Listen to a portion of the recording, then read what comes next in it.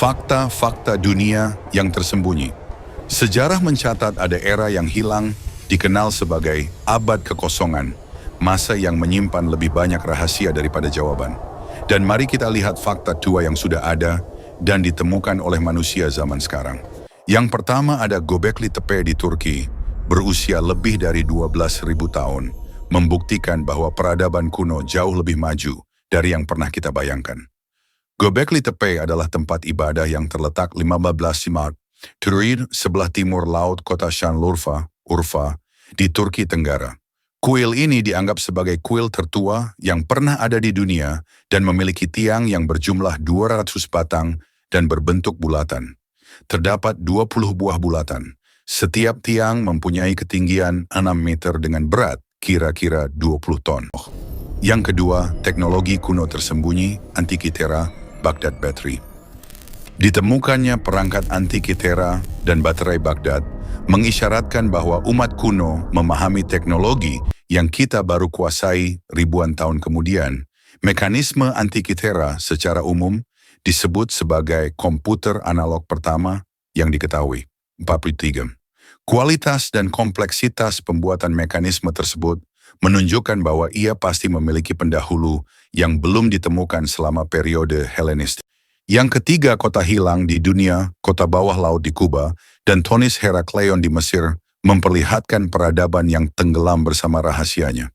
Thonis Herakleion adalah kota yang hilang antara legenda dan kenyataan. Kota ini didirikan kemungkinan sekitar abad ke-8 SM, mengalami berbagai bencana alam, dan akhirnya tenggelam sepenuhnya ke kedalaman Mediterania pada abad ke-8 M. Yang keempat adalah Golden Age Islam, House of Wisdom. Dalam peradaban Islam, Bait al-Hikmah menjadi pusat ilmu pengetahuan dunia. Ribuan manuskrip hilang ketika perpustakaan ini dihancurkan. Rumah kebijaksanaan atau Baitul Hikmah adalah perpustakaan, lembaga penerjemahan dan pusat penelitian yang didirikan pada masa kekhalifahan Abbasiyah di Baghdad, Irak. Baitul Hikmah ini terletak di Baghdad dan Baghdad ini dianggap sebagai pusat intelektual dan keilmuan pada masa zaman keemasan Islam, the Golden Age of Islam. Karena sejak awal berdirinya kota ini sudah menjadi pusat peradaban dan kebangkitan ilmu pengetahuan dalam Islam. Al-Ma'mun juga diakui usahanya dalam memunculkan banyak ilmuwan terkenal untuk saling berbagi informasi, pandangan dan budaya di rumah kebijaksanaan. Berpusat di Baghdad sepanjang abad ke-9 hingga ke-13, terdapat banyak ilmuwan di sana, termasuk diantaranya orang-orang dengan latar belakang Persia maupun Kristen yang ikut ambil bagian pada penelitian dan pendidikan di lembaga ini. Sama seperti perpustakaan Alexandria, Baitul Hikmah berakhir sama tragisnya. Dalam penyerangan Baghdad, invasi pasukan Hulagu Khan dari Mongol pada tahun 2 Persian 8 M membumi hanguskan rumah kebijaksanaan beserta seluruh literatur di dalamnya, bersama-sama dengan perpustakaan-perpustakaan lainnya di Baghdad. Banyak naskah dan karya dari para cendekiawan yang hilang, kehancuran Baghdad dan Baitul Hikmah pun mengakhiri masa keemasan peradaban Islam. Yang kelima, Al-Khwarizmi. Tokoh seperti Al-Khwarizmi meletakkan dasar aljabar dan numerasi yang menjadi fondasi matematika modern. Namun banyak kontribusi ini jarang diakui.